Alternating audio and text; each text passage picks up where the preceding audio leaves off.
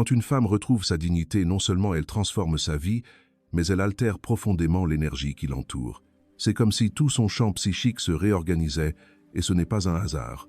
Carl Jung, avec son exploration profonde de l'âme humaine, comprenait que la dignité n'est pas un concept superficiel, ni une pose de force externe, mais une manifestation profonde de la connaissance de soi, de l'individuation, de ce moment sacré où l'âme se reconnaît comme valable, intègre et complète. Pour Jung, la perte de dignité se produit lorsque le moi conscient se déconnecte de son centre intérieur, cédant son pouvoir à l'extérieur, aux attentes, aux relations qui l'érodent, aux peurs qui la paralysent.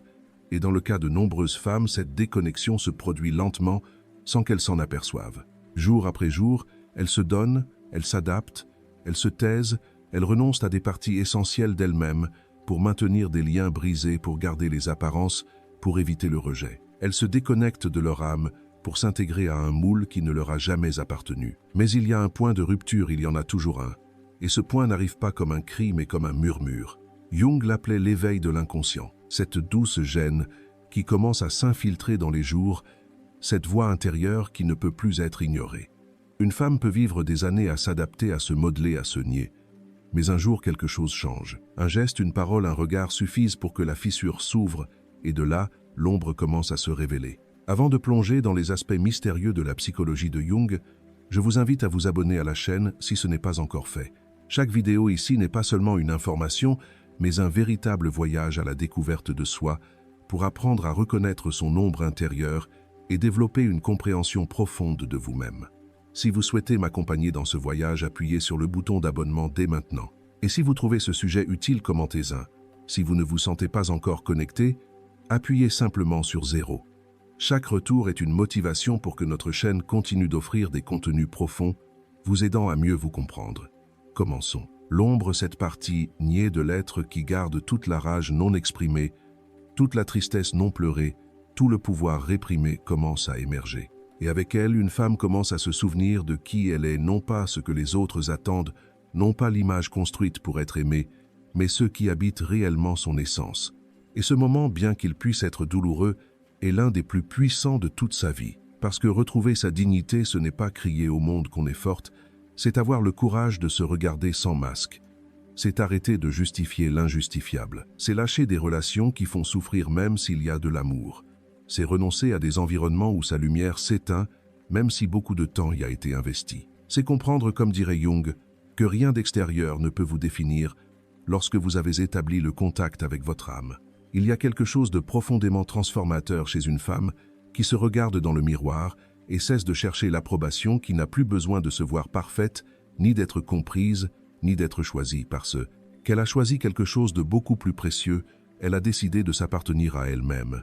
Et cela, du point de vue jungien, est le début du processus d'individuation, le voyage sacré vers la réalisation de l'être.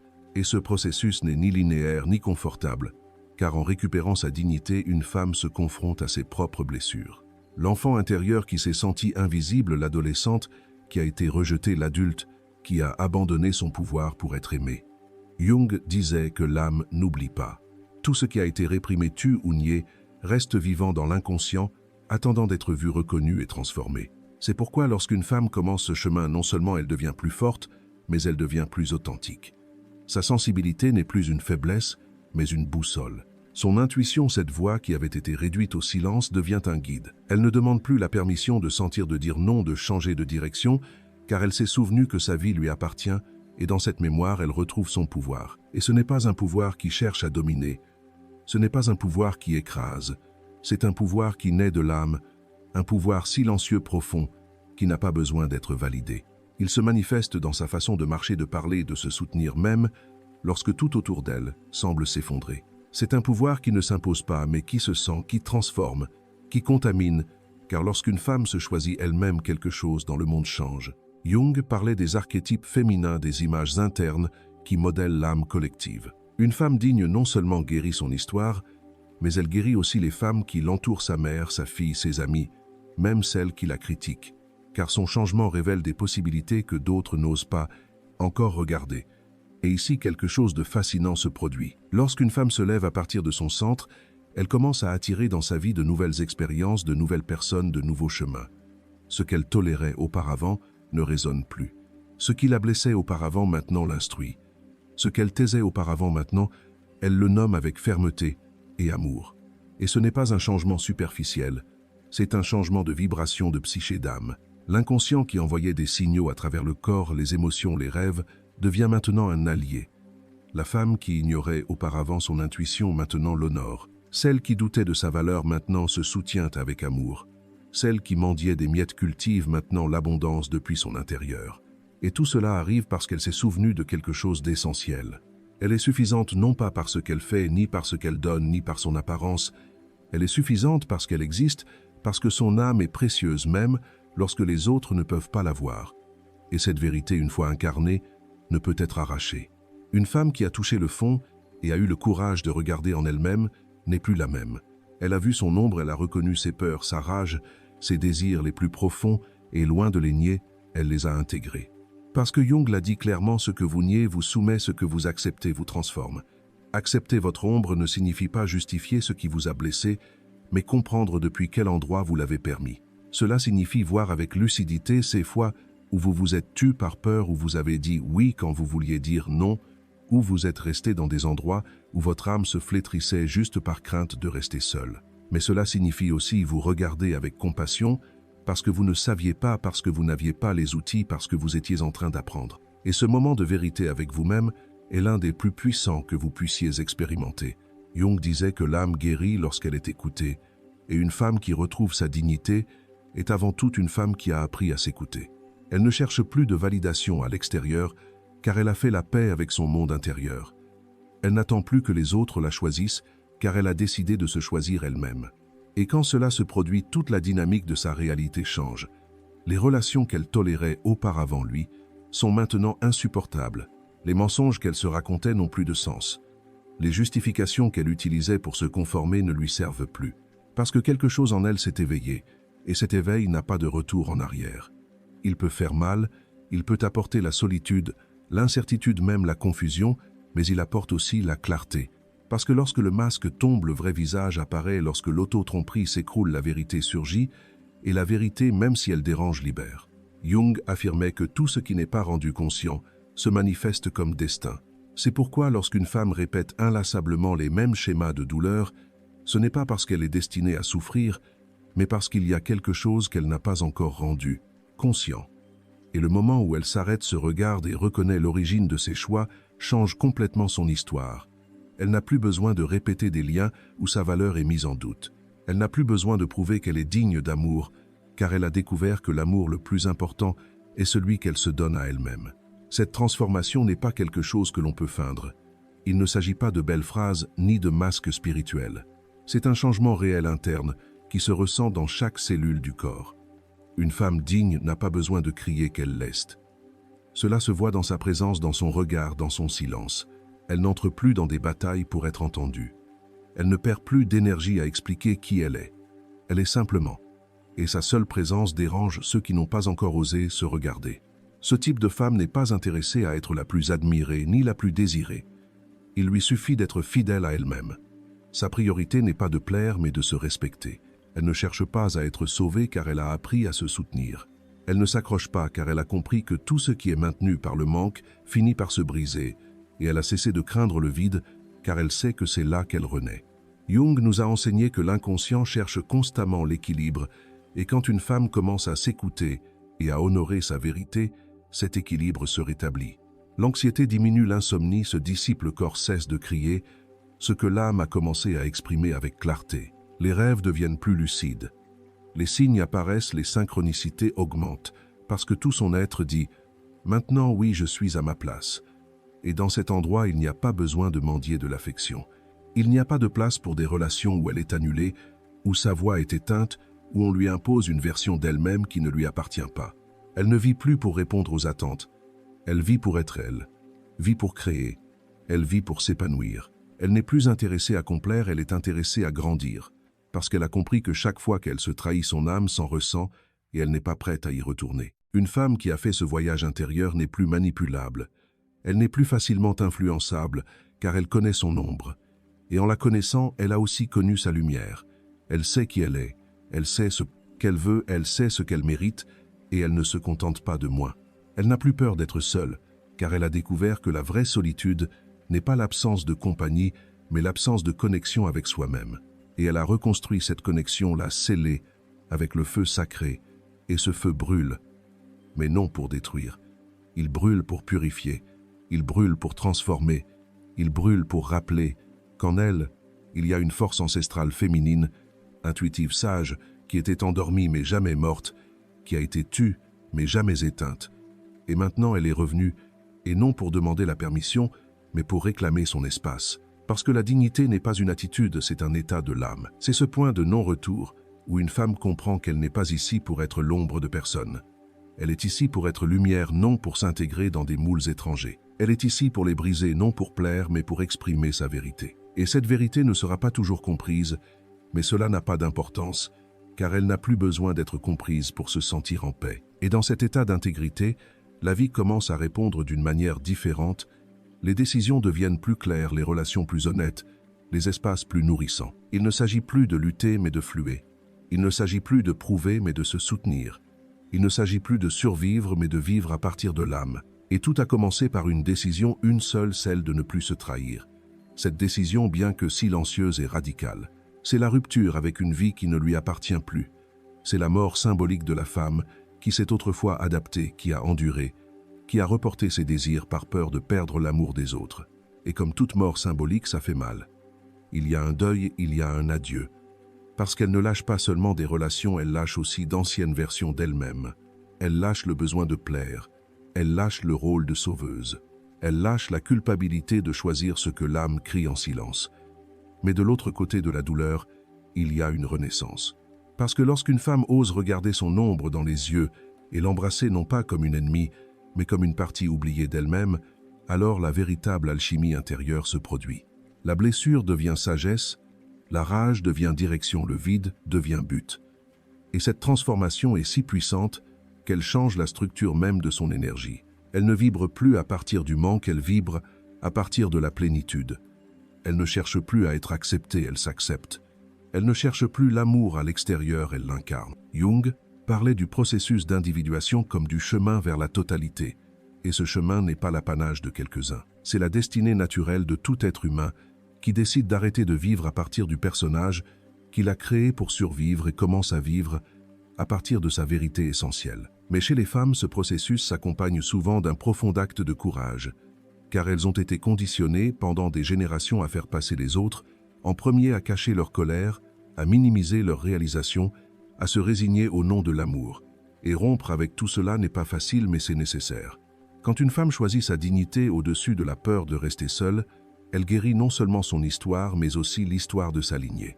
Elle libère sa mère, sa grand-mère, toutes celles qui n'ont pas pu choisir, et elle trace aussi un nouveau chemin pour celles qui viennent après. C'est une révolution silencieuse mais imparable, car elle ne nécessite ni pancarte, ni cri.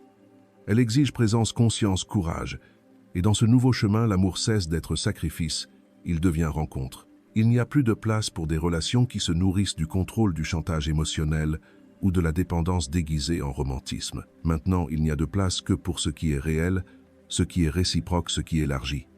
Parce que lorsqu'une femme a vu sa propre obscurité, elle sait aussi reconnaître la lumière chez les autres. Elle ne choisit plus par besoin mais par affinité de l'âme. Et cela transforme profondément ses liens. Elle ne tolère plus ce qu'elle taisait auparavant. Elle ne justifie plus ce qu'elle normalisait. Auparavant, elle ne s'accroche plus à des jeux de pouvoir, car elle a trouvé son centre. Et de là, elle n'a pas besoin de dominer, ni de se soumettre, juste d'être, de créer, de partager. Mais cette femme n'est pas parfaite, elle ne vit ni sans peur, ni sans doute. Elle a des jours d'ombre, des moments de fatigue, des instants de fragilité. La différence est qu'elle ne se juge plus pour cela. Elle a compris que sa vulnérabilité ne lui enlève pas sa force, elle la multiplie. Parce qu'elle ne se mesure plus au standard d'un monde qui glorifie la dureté et la déconnexion. Elle a choisi un autre chemin, celui de l'âme, celui de la vérité, celui de l'amour propre radical. Et cet amour propre n'est pas toujours confortable. Parfois cela implique de prendre des décisions que d'autres ne comprennent pas. Parfois cela implique de dire adieu à celui qu'on aime encore mais qui ne sait pas aimer sans blesser. Parfois cela implique de repartir de zéro sans certitude, juste avec l'intuition comme boussole. Mais tout cela en vaut la peine car rien ne se compare à la paix de savoir que vous êtes fidèle à vous-même. Jung disait que les symboles parlent quand l'âme est prête et une femme qui s'est éveillée à sa dignité commence à voir ces symboles partout dans une conversation qui touche son cœur, dans un livre qui arrive au bon moment, dans un rêve qui lui révèle une vérité qu'elle n'avait pas voulu regarder, dans un silence qui, loin d'être vide, se devient refuge. Parce que tout dans sa vie commence à lui parler d'un nouveau lieu, non plus à partir du bruit, mais à partir de la vérité. Et alors quelque chose qui change tout se produit. Elle commence à faire confiance non pas au monde, non pas aux promesses des autres, mais à elle-même, à sa capacité de se soutenir, de se reconstruire, de renaître autant de fois que nécessaire. Cette confiance interne est un acte sacré, car elle a été gagnée avec des larmes, avec des ruptures, avec des nuits de solitude où personne ne l'a soutenue sauf elle-même. Et cela crée une racine si profonde qu'aucun vent ne peut plus l'arracher. Elle peut tout perdre à l'extérieur, mais si elle est enracinée en elle-même, elle ne perd pas le plus important, son centre, son âme, son but. Telle est la vraie liberté. Non pas celle qui crie l'indépendance, mais celle qui vit en cohérence. Non pas celle qui rejette l'amour, mais celle qui choisit l'amour qui n'exige pas de cesser d'être soi-même. Non pas celle qui s'abrite dans la froideur, mais celle qui embrasse la chaleur de sa vérité sans peur de briller. Et dans cet éclat, beaucoup de gens s'éloigneront, parce qu'ils ne pourront plus la manipuler, parce qu'elle ne se laissera plus éteindre, parce qu'elle n'a plus peur de perdre ce qui ne la nourrit pas. Mais de nouvelles âmes arriveront aussi, des âmes avec lesquelles il ne sera pas nécessaire de feindre, de rivaliser ou de justifier, des âmes avec lesquelles elle pourra être. Et cela change tout. Et quand ces nouvelles âmes arrivent, elles ne le font pas par hasard.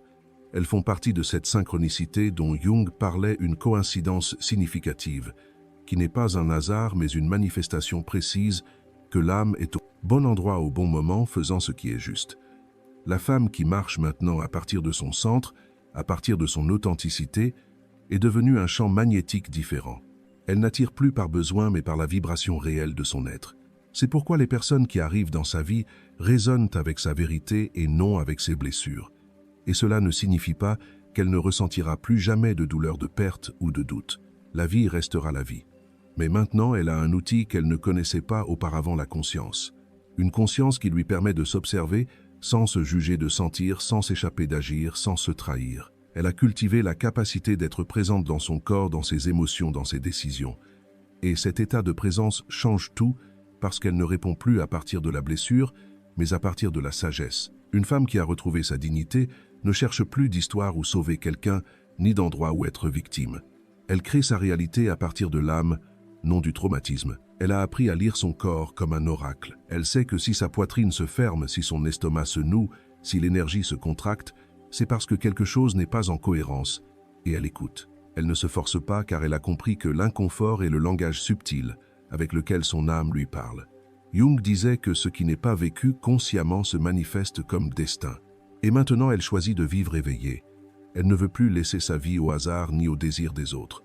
Elle ne délègue plus son pouvoir, elle n'attend plus d'être choisie pour se sentir précieuse. Elle est devenue son choix quotidien, sa priorité. Et cela, bien que cela puisse paraître égoïste aux yeux du monde, est en réalité le plus grand acte d'amour qu'elle puisse offrir, s'aimer elle-même, sans condition. À partir de cet endroit, son énergie devient médecine. Sa présence guérit sans besoin de mots. Non pas parce qu'elle prétend sauver qui que ce soit, mais parce qu'elle a guéri son propre lien avec le féminin, avec son intuition, avec sa vérité. Sa seule façon d'habiter le monde devient une déclaration. Je suis ici, c'est moi, et je n'ai pas besoin d'être autre chose. Et ce n'est pas de l'arrogance, c'est de l'intégrité. C'est la certitude qui naît lorsqu'une femme cesse de s'adapter pour s'intégrer et commence à s'épanouir pour fleurir. Quand elle ne se minimise plus pour que les autres ne se sentent pas en insécurité. Quand elle ne tait plus sa voix pour ne pas déranger. Quand elle ne reporte plus sa joie pour ne pas paraître excessive parce qu'elle a compris que celui qui se sent menacé par son éclat n'est tout simplement pas prêt à l'accompagner et elle ne lui en veut pas. Elle ne reste pas piégée dans le ressentiment. Elle a compris que chaque personne qui a croisé son chemin, même celles qui lui ont causé de la douleur, lui a montré quelque chose qu'elle avait besoin de voir, lui a révélé un schéma, une limite, une blessure non guérie, et c'est pourquoi elle les honore, les lâche et avance.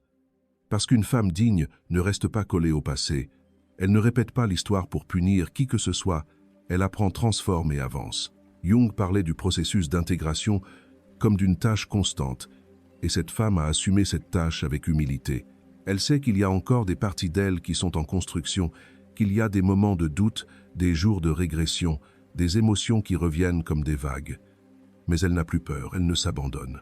Plus elle s'accompagne, se soutient, se pardonne, parce qu'elle a cessé d'exiger la perfection et a choisi l'humanité. Et dans cette humanité, elle devient plus belle non pas par son apparence, mais par la façon dont elle se regarde, non pas par ce qu'elle a, mais par ce qu'elle irradie. C'est une beauté profonde, qui ne dépend pas de l'approbation mais de l'authenticité. Cette beauté qui vient de s'être brisée et de s'être reconstruite à partir de l'amour-propre. Une beauté qui ne s'achète pas, qui ne se feint pas, qui ne se copie pas, elle s'incarne simplement. Et dans ce processus, elle inspire les autres sans le vouloir, juste en étant. Parce que chaque fois qu'une femme se choisit elle-même, elle ouvre un portail pour que d'autres le fassent aussi. Son changement n'est pas seulement personnel, il est collectif, et c'est pourquoi il est sacré, car en guérissant sa blessure, elle guérit aussi la blessure de beaucoup d'autres qui n'ont pas encore trouvé leur voie. Cette femme qui craignait tant d'être seule auparavant, choisit maintenant avec soin avec qui elle partage son énergie, car elle a compris que son temps, sa présence, son espace sont sacrés. Elle ne donne plus pour donner, elle ne se livre plus sans conscience. Elle a compris qu'aimer n'est pas se sacrifier, ni se donner complètement au point de se vider. Aimer, c'est partager ce qu'elle a déjà cultivé en elle. Et s'il n'y a pas de réciprocité, s'il n'y a pas de respect, s'il n'y a pas de croissance mutuelle, alors elle choisit de lâcher non par rancœur mais par amour. L'amour qu'elle se porte maintenant est si profond qu'il ne lui permet pas de rester là où son âme s'éteint, et cela la rend libre. Libre non pour fuir, mais pour rester seulement là où son essence fleurit. Libre de dire oui avec tout son corps. Libre de dire non sans culpabilité. Libre de changer de direction si son cœur en a besoin. Cette liberté est la culmination du voyage de Jung vers le soi. Parce que lorsqu'une femme y arrive au point où elle ne cherche plus à se compléter avec personne, mais à partager sa plénitude, alors elle a atteint la totalité non pas comme quelque chose de statique, mais comme une danse constante, entre son ombre et sa lumière, entre ses limites, et son amour entre sa vulnérabilité et son pouvoir. Et de là, ce qui semblait impossible auparavant devient naturel. Les opportunités apparaissent, les portes s'ouvrent, les connexions circulent, parce qu'elle n'essaie plus de forcer la vie, elle permet à la vie de s'exprimer à travers elle. Et tout cela commence par une seule décision: arrêtez de vous trahir.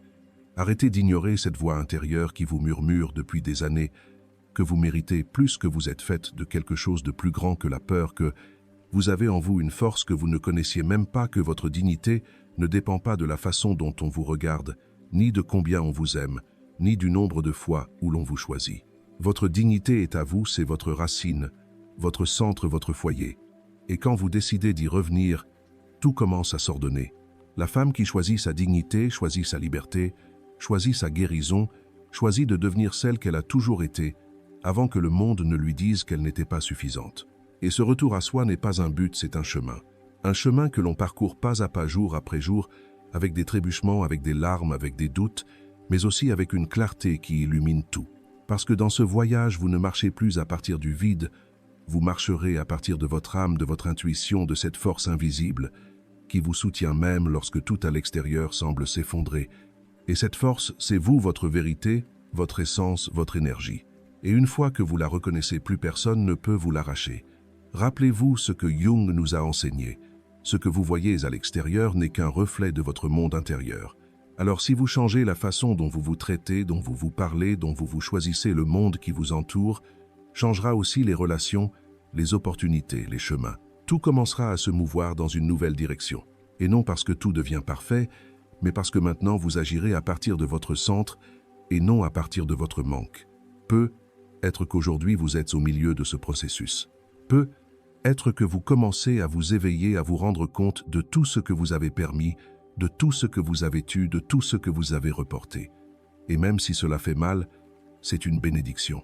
Parce que voir la vérité, même si elle dérange, libère toujours. Et dans cette libération se trouve votre force. Une force qui n'a pas besoin de détruire quoi que ce soit pour vous reconstruire. Elle a juste besoin d'une décision: ne plus jamais vous abandonner. Vous n'êtes pas ici pour tout porter.